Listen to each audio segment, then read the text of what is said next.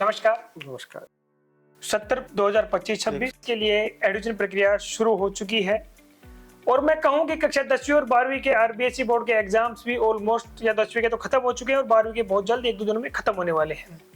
बहुत सारे पेरेंट्स और उनके स्टूडेंट्स इस बात की प्रतीक्षा में रहते हैं कि कक्षा 10वीं के बाद में उनको कौन से सब्जेक्ट का चयन करना चाहिए या फिर कहां पर दाखिला लेना चाहिए या फिर कहेंगे हम कक्षा 12वीं के बाद में उनको आईआईटी करनी चाहिए, नीट करनी चाहिए, किस अन्य सब्जेक्ट में उनको जाना चाहिए। ऐसे में वो सभी लोग अपने करियर में कंफ्यूजन की स्थिति लेकर बने हुए होते हैं। आज मैं खैरतल तिजारा जिले के नंबर 1 इंस्टीट्यूट में बैठा हूं। मैं नंबर 1 इंस्टीट्यूट इसलिए कह रहा हूं, अगर आप पिछले 15-16 सालों के अगर आप रिजल्ट्स में देखेंगे, आंकड़ों को देखेंगे, तो आपको ईपी दूसरों से बहुत आगे नजर आएगा। सत्र 2023-24 के अगर हम रिजल्ट्स की हम बात करें, 196 विद्यार्थी 90 प्लस रहे हैं। हाल ही में अप्रैल 2025 के अगर जनवरी अटैम्प्ट में हम जेई की बात करेंगे तो उसमें हमारे स्टूडेंट्स 99.80% अभी आई है। ऐसे भी बहुत सारे सवालों का जवाब देने के लिए आज मेरे साथ उपस्थित है संस्था के निदेशक आजाद चौधरी सर। सर, स्वागत है आपका।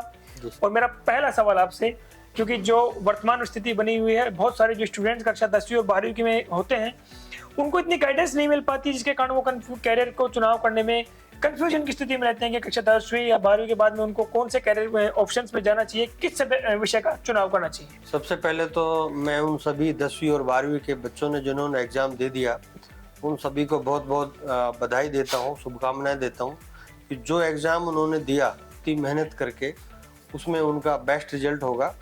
और ये तो एक बोर्ड की बातें हैं।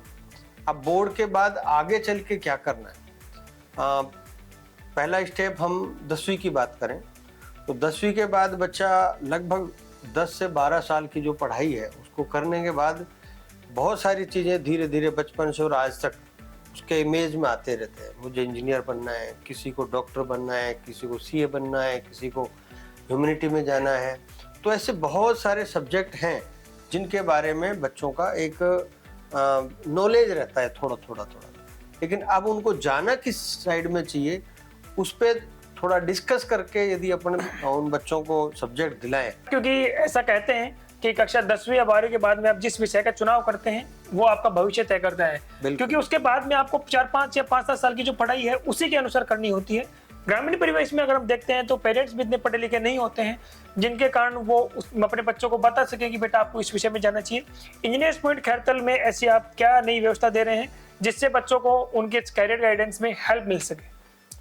हाँ, मैं अभी एक कल का एग्जाम्पल देता हूँ। मेरे दोस्त हैं राजेश जी, वो कल परसों आए थे तो वो ये कह रहे थे, बोले सर हम वैसे तो एजुकेशन फील्ड से हैं, लेकिन कई लोग जो एजुकेशन फील्ड से नहीं हैं उनके साथ क्या होता है कि जैसे बोलो एक रिलेटिव अब मेरे सामने आए तो उनका मानना है कि बच्चे ने 12वीं कर ली, साइंस से कर ली, अभी मैथ कर लिया, अब उनको बच्चे में इंटरेस्ट नहीं आ रहा मैथ में, उनको लग रहा है कि मेरे को तो बायो लेना चाहिए था जी। और अब बच्चे के लिए बायो सब्जेक्ट कैसे वापिस हो सकता है जी। मैं कि इसके लिए भी थोड़ा सा बच्चे से पहले बात कर लेते।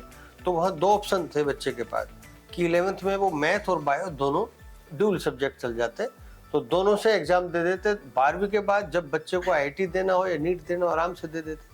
तो यदि पहले थोड़ा बता दिया जाए बच्चे को, और वो भी बच्चे के इंटरेस्ट के अकॉर्डिंग। ज्यादातर बच्चों के साथ क्या हो रहा है, या तो दोस्त ले रहा है, क्लास में बायो में बैठा तो बच्चा भी बैठा, दूसरा बच्चा आर्ट में बैठा वो भी बैठा। ऐसा नहीं होना चाहिए। ना दोस्त की चलेगी इसमें, ना पेरेंट्स के दबाव की चलेगी। आपका खुद का एक बढ़िया सा इंटरेस्ट होना चाहिए और मेहनत करने का एक जज्बा होना चाहिए, फिर आप आराम से सब्जेक्ट को निकाल सकते हैं और वो आपके लिए ज़्यादा बेहतर होता है। क्योंकि कैरियर आपका है, फ्यूचर में आपको क्या बेटर करना है उसके लिए तो सब्जेक्ट चूज करना बहुत ज़्यादा ज़रूरी, वो भी जिसमें आपकी पकड़ अच्छी हो, जिसमें आपका इंटरेस्ट अच्छा हो। बिल्कुल। और वो होता है जस्ट एक यदि थोड़ा सा पहले आप जानकारी रखें या अलर्ट हो जाएं तो किसी भी एक्सपर्ट से आप जानकारी ले सकते हैं। इसके लिए वो ज़्यादा बढ़िया है। जैसा भी हम हर सेशन में करते हैं, अब जैसे हम 10 तारीख को कर रहे हैं जी। तो कैरियर के बारे में, सब्जेक्ट के बारे में बहुत सारी चीज़ें हम आपको देंगे। और वैसे आप 10 के बाद भी आप पर डे सुबह 9 बजे से और 10 बजे आपका 3 बजे तक आप अब ईपी स्कूल में आ सकते हैं। बहुत सारी बातें हम रोज़ यही करते हैं कि आपके सब्जेक्ट में किस में इंटरेस्ट है, किस में नहीं। सर आपने बात की कि बच्चा अपने रिलेटिव के या फिर कहें कि दोस्त के दबाव में आकर के या उसके साथ में वो कह देता है कि चलो मुझे वहाँ पढ़ना है या फिर इस सब्जेक्ट का चुनाव करना है, ये करना है। इसी से लगता है मेरा सवाल है कि बहुत सारे जो पेरेंट्स आजकल अपने बच्चों को बाहर नहीं भेज पाते हैं, वो या उसका आर्थिक स्थिति मान लें या फिर वो इस डर में रहते हैं कि बच्चा बाहर जाकर कहीं मेरा अन्य लाइन नहीं पकड़ ले या फिर किसी भी कारण से वो अपने बच्चों को बाहर नहीं भेज पाते। इंजीनियर्स पॉइंट खैरतल में आप नए बैचेस इस सत्र के लिए कब से स्टार्ट कर रहे हैं और उनके लिए क्या क्या यहाँ पर फैसिलिटीज उपलब्ध है? सबसे पहले तो मैं आपको बताऊं कि हमने 15 साल पहले जब शुरुआत की थी जी, उस टाइम में बच्चे बानसूर जाया करते थे 10वीं और 12वीं की परसेंटेज को अच्छा करने के लिए। जब हमने स्टार्ट किया तो आज बच्चे क्या, पूरे पेरेंट्स क्या, पूरा इलाका ही भूल गया कि बानसूर, झुंझुनू वगैरह। आजकल झुंझुनू का नाम ही नहीं आता, पहले बहुत आता था, क्योंकि वहाँ 10वीं और 12वीं की परसेंटेज अच्छी बन जाती थी, हमारे एरिया में नहीं बनती थी। और जब से ईपी ने स्टार्ट किया तो ये चीजें आपको पता ही है। तो टोटल बच्चा एक स्कूल में से 90 प्लस 196 बच्चा जा रहा है, कितनी बड़ी संख्या है, आप खुद देखो। अब ये चीजें आ गई तो कौन झुंझुनू जाएगा पढ़ने, और कौन, ये चीजें हमने पैदा की कि बच्चों में इतना अच्छा प्रोग्रेस कर दी कि वो बाहर जाने की मतलब नौबत ही नहीं आ रही। उसके बाद आया फाउंडेशन का दौर कि आईआईटी और नीट के लिए कोटा जाते थे लोग, फिर जयपुर सीकर जाने लगे। अब उसको रोकने के लिए भी हमने पिछले 5 साल पहले स्टार्ट किया था फाउंडेशन की, हमारा बच्चा, हमारे एरिया का बच्चा बाहर नहीं परेशान हो, उसको यही फैसिलिटी मिले और बिना स्ट्रेस के आराम से सिलेक्शन दी जाए।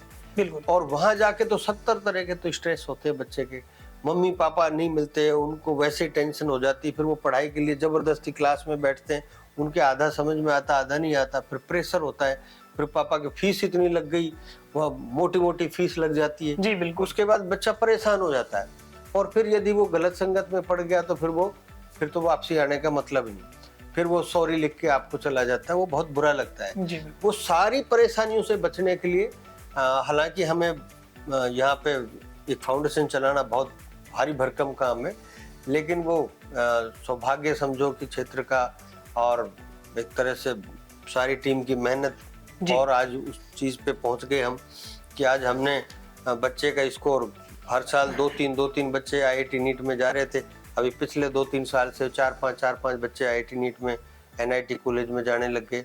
और हम एक एवरेज देखें हम तो हर चौथा बच्चा हमारा आईआईटी नीट एनआईटी कॉलेज में पहुंच रहा है। ये बहुत बड़ी संख्या है, वरना तो आप कोटा सीकर देख लो 1% आता है। बिल्कुल, हमारा तो हर चौथा बच्चा जा रहा है। तो कितनी बड़ी चीज है कि आपको अब सीकर कोटा क्यों भेजना, जब हम 1% भी यदि हम रिजल्ट देते हैं तो भी हम उनके बराबर हैं। बिल्कुल सर, हम तो हर चौथे बच्चों को सेलेक्ट कर रहे हैं, बिल्कुल, तो हम तो बहुत आगे उन लोगों से। बिल्कुल। यदि आप कोई गौर से देखेगा तो कि एवरेज कितनी अच्छी आ रही है, तो शानदार रिजल्ट। और फिर देखो टॉपर भी, परसेंटेज को भी आप कई बार देखते हो, वो भी आज हमारा शानदार है 99.80। आप एक आईआईटी मेंस के रिजल्ट को देखो आप, कितना शानदार है। और वो बच्चा जो हिंदी मीडियम का बच्चा, उसने अपना इंग्लिश मीडियम में कवर कर लिया, इंग्लिश मीडियम में बैठा, अब उस बच्चे को, हिंदी मीडियम वाले को एक लैंग्वेज कवर कराना, फिर उसको वो आईआईटी के सवाल कराना, अपने आप में बहुत बड़ी बात है। और आज आपके सामने रिजल्ट। बिल्कुल सर। सर आपने बात की आईआईटी और नीट के रिजल्ट्स की, यहाँ तो हम बात करेंगे कि अगर आप बोर्ड क्लासों का भी रिजल्ट देखोगे तो वहाँ पर भी हर तीसरा चौथा बच्चा 90 प्लस है। हर तीसरा बच्चा है। बिल्कुल सर। सर अब हम बात करें स्कॉलरशिप टेस्ट के ऊपर। आप हर वर्ष स्कॉलरशिप टेस्ट का आयोजन करते हैं, लाखों रुपए के नगद पुरस्कार के साथ साथ में आप स्कॉलरशिप भी देते हैं। इस बार जो अपना स्कॉलरशिप टेस्ट है वो कब होने जा रहा है, उसमें कौन कौन सी कक्षा के विद्यार्थी भाग ले सकते हैं?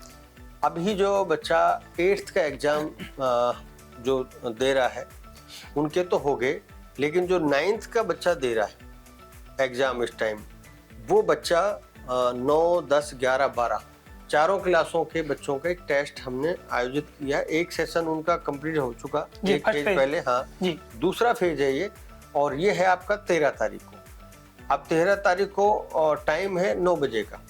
तो आपको तो क्योंकि पिछला टाइम था सर्दियों का तो वो 11 बजे था, ये 9 बजे का, एक तो ये ध्यान रखना।